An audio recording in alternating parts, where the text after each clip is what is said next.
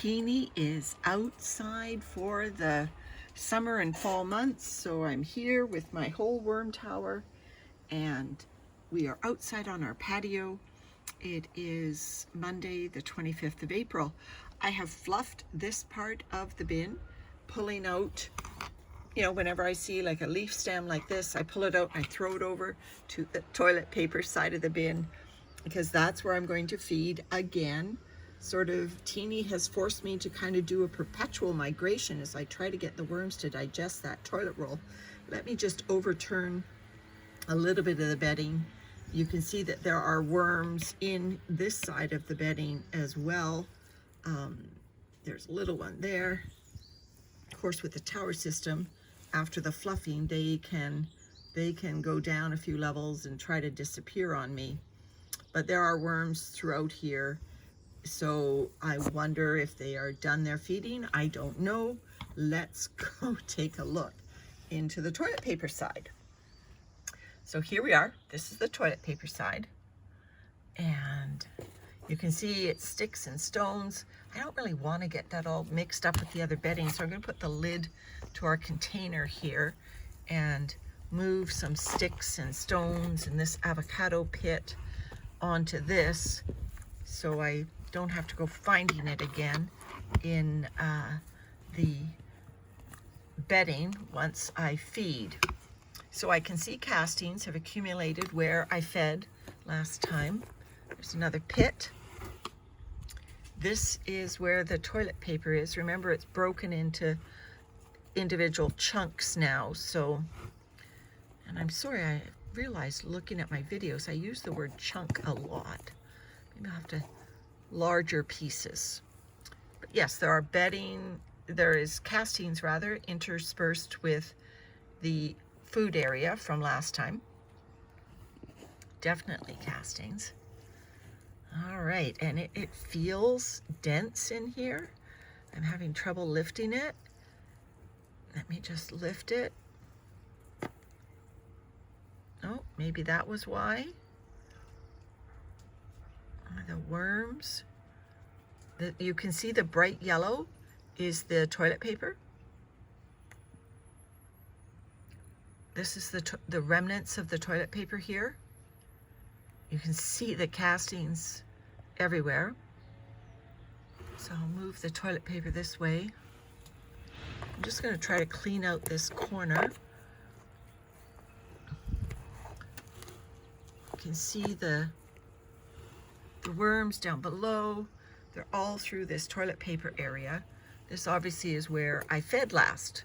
So where the food goes, sometimes the worms go. Not always, usually. So let me put some of that toilet paper back there.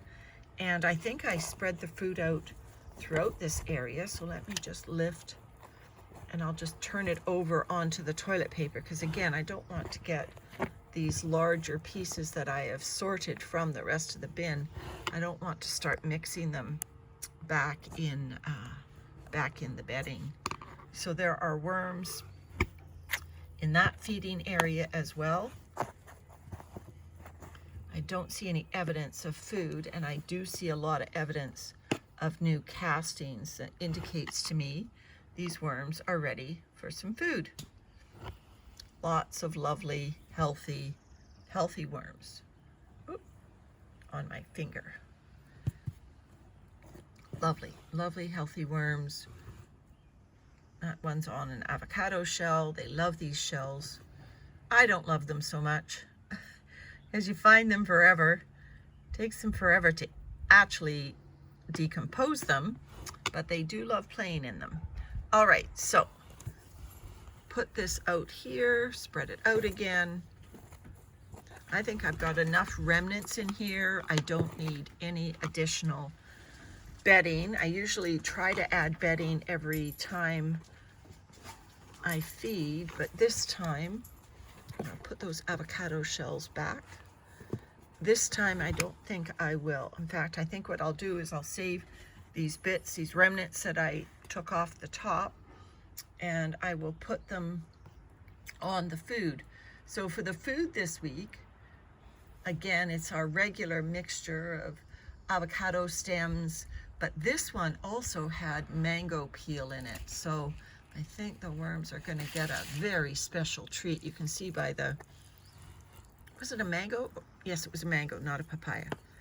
Now, I do want to say something about volume of food. When you process food like this in a food processor, the volume it takes up goes way down. So I've put kind of a skim coat of food all along this bedding area that's about 4 inches wide by about 15 inches deep.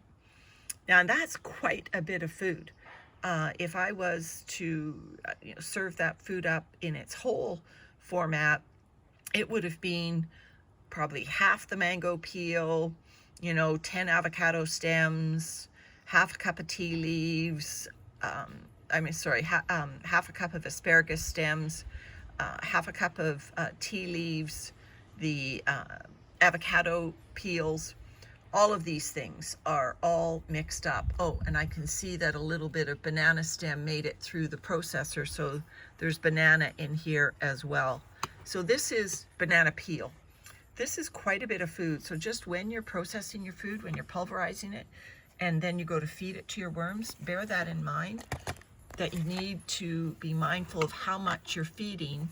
The volume that you see people dump into their bins, if they're dumping in whole food, don't try to do the same. If you're pulverizing your food, you'll get a muddy surprise the next time you go into your bin. Anyway, you can see there's still a mussel shell in here.